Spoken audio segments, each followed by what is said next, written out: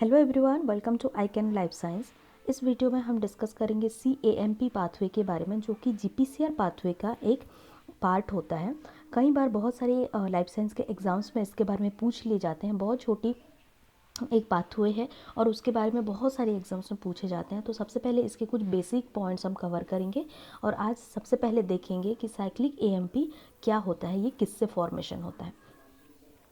तो ये cyclic AMP ATP से फॉर्मेशन होता है और ATP में हम जानते हैं ये एडेनोसिन मॉलिक्यूल होगा, उसके साथ 3 फॉस्फेट ग्रुप्स अटैच होते हैं। ओके, यहाँ पे एक एंजाइम यूज़ होता है एडेनिलिल साइक्लेज, जो कि प्रेजेंट होता है प्लाज्मा मेम्ब्रेन में। ये प्लाज्मा मेम्ब्रेन में जब ATP से जब ये पायरोफॉस्फेट मॉलिक्यूल रिमूव कर देगा, उसके बाद हमें मिलता है साइक्लिक AMP। यहाँ पे साइक्लिक AMP का मतलब है साइक्लिक एडेनोसिन मोनोफॉस्फेट।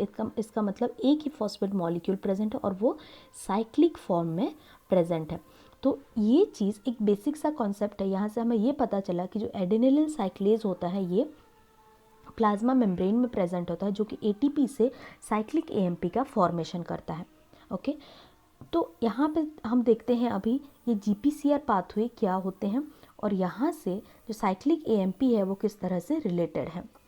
यहाँ पे बात करते हैं एक प्लाज्मा मेम्ब्रेन के बारे में। ये एज्यूम कर लेते हैं ये प्लाज्मा मेम्ब्रेन है, ये GPCR रिसेप्टर प्रेजेंट है और GPCR के पास जो G प्रोटीन होते हैं वो 3 G प्रोटीन होते हैं, हम जानते हैं। एक अल्फ़ा होता है, एक बीटा होता है और एक गामा होता है। गामा मॉलिक्यूल जो होंगे वो प्लाज्मा मेम्ब्रेन से अटैच करके रखते हैं और G अल्फ़ा मॉलिक्यूल्स जो होते हैं GPCR के, वो उनके पास एक एक्टिविटी होता है, GEF एक्टिविटी होता है, जिसके वजह से कि वो आइदर ADP के साथ बाइंड हो सकते हैं या फिर वो ATP के साथ बाइंड हो सकते हैं। अगर ये G अल्फ़ा मॉलिक्यूल ADP के साथ बाइंड है तो ये इनएक्टिव फॉर्म में रहता है जब इसके पास कोई लिगेंड नहीं हो। लेकिन सपोज़ यहाँ पे एक लिगेंड आ गया और लिगेंड आके यहाँ पे अटैच हो गया इस रिसेप्टर के साथ, इसके बाद क्या हो जाएगा, ये G अल्फ़ा जो मॉलिक्यूल होंगे ये ADP को डिसोशिएट करके यहाँ पे ATP जुड़ जाएगा। जैसे ही ये ATP जुड़ गया, ये मॉलिक्यूल डिसोशिएट हो जाता है बीटा और गामा से। बीटा और गामा अभी भी प्रेजेंट है प्लाज्मा मेम्ब्रेन के पास और G अल्फ़ा मॉलिक्यूल जो है ये डिटैच हो चुका है। ये मॉलिक्यूल जैसे ही डिटैच होता है ये एक्टिवेट कर देता है एडेनिलिल साइक्लेज को। हमने अभी देखा जो एडेनिलिल साइक्लेज मॉलिक्यूल होता है वो ATP से साइक्लिक AMP का फॉर्मेशन करता है। तो जैसे ही G अल्फ़ा मॉलिक्यूल एडेनिलिल साइक्लेज को एक्टिवेट कर देगा, ATP से फॉर्मेशन हो जाएगा साइक्लिक AMP। और इसी तरह से क्योंकि यहाँ पे लिगेंड अटैच्ड है तो साइक्लिक AMP का लेवल जो होंगे वो सेल में इंक्रीज हो जाएंगे इनसाइड द साइटोप्लाज्म। और ये साइक्लिक AMP जो होते हैं ये फर्दर एक्टिवेट करते हैं एक एंजाइम को जिससे बोला जाता है प्रोटीन काइनेज A। ये प्रोटीन काइनेज A, इनके 2 पार्ट होते हैं। इनका जो स्ट्रक्चर होता है उनमें 4 सब यूनिट पाए जाएंगे। 2 सब यूनिट इनका रेगुलेटरी सब यूनिट होता है और 2 सब यूनिट इनका कैटालिटिक सब यूनिट होता है। और ये जो रेगुलेटरी सब यूनिट है यहाँ पे कुछ साइट्स प्रेजेंट होते हैं। यहाँ पे 4 साइट प्रेजेंट होंगे साइक्लिक AMP का। ओके, ये हमने ड्रॉ किया यहाँ पे प्रोटीन काइनेज A। यहाँ पे रेगुलेटरी यूनिट के पास 4 साइट प्रेजेंट है साइक्लिक AMP को अटैच करने के लिए।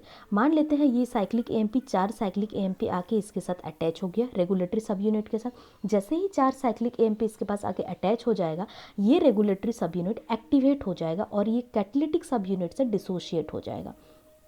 तो यहाँ पे ये ड्रॉ कर लेते हैं, ये आ गया रेगुलेटरी सब यूनिट जिसके पास 4 साइक्लिक AMP मॉलिक्यूल्स प्रेजेंट है और उसके साथ हमारे पास मिल चुका है ये कैटालिटिक सब यूनिट।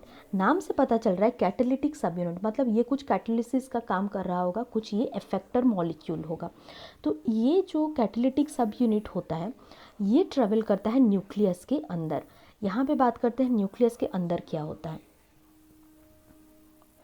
यहाँ पे हमारे पास था 2 कैटालिटिक यूनिट। ओके, ये जो कैटालिटिक यूनिट्स होते हैं ये न्यूक्लियस के अंदर आ जाते हैं। अंदर आने के बाद न्यूक्लियस में एक प्रोटीन होता है जिसे बोलते हैं CREB क्रैब प्रोटीन और CAMP रेगुलेटर प्रोटीन।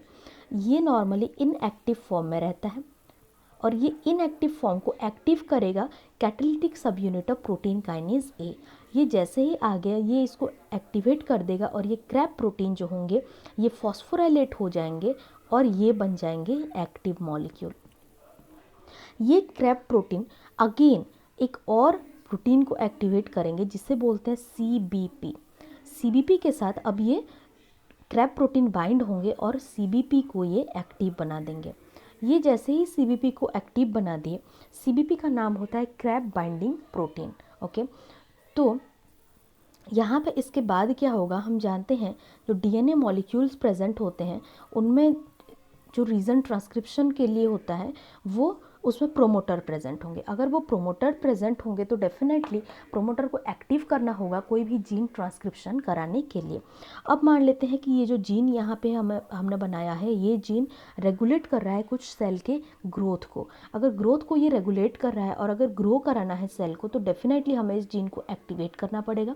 तो अब यहाँ पे हमारे पास जो कॉम्प्लेक्स मिल चुका है जो कि CREB, उसके साथ CBP और जो क्रैब है ये फॉस्फोराइलेटेड है, ये जाके बाइंड करेगा इस जीन के रीजन में, और ये जो जीन है इसको हम बोलते हैं CRE रीजन। ओके, ये CRE रीजन में जाके ये बाइंड कर लेगा और इसके बाद इसमें से कई सारे जो सिग्नल्स होते हैं वो यहाँ से रिलीज होने लगेंगे। ये जीन जब ट्रांसक्राइब होगा, ट्रांसक्राइब होने के बाद ये सेल को सिग्नल करेगा कुछ काम करने के लिए। ओके, तो ये था बेसिक सा साइक्लिक AMP पाथवे जो कि होप कि आप लोगों को समझ में आ गया होगा। यहाँ पे कुछ इम्पॉर्टेंट पॉइंट ये है कि जो साइक्लिक AMP पाथवे होता है और जिसे हम CAMP पाथवे के नाम से जानते हैं, ये जनरली G अल्फ़ा सब यूनिट इसे रेगुलेट करेगा और G अल्फ़ा सब यूनिट जब खुद GDP से बाइंड होगा तो ये इनएक्टिव फॉर्म में होगा, और ये G अल्फ़ा सब यूनिट जब GTP से बाइंड होगा तब ये हो जाएगा एक्टिव फॉर्म। ओके, ये एक्टिव फॉर्म हो गया और ये फाइनली आगे चल के एडेनिलिल साइक्लेस को एक्टिव बना देगा और उसके बाद एडेनिलिल साइक्लेस ATP से साइक्लिक AMP में कन्वर्ट हो जाएगा। तो होप कि ये वीडियो आपको समझ में आ गया होगा। इस चैनल में कंटिन्यूसली हम लाइफ साइंस के वीडियोस डालते रहेंगे, तो अगर ये आपको समझ में आ गया है तो डेफिनेटली इस चैनल को सब्सक्राइब करिए, लाइक करिए, और अगर आप कुछ इम्प्रूवमेंट चाहते हैं तो डेफिनेटली आप कमेंट सेक्शन में उसको डाल दीजिए। तो thank you very much for watching this lecture.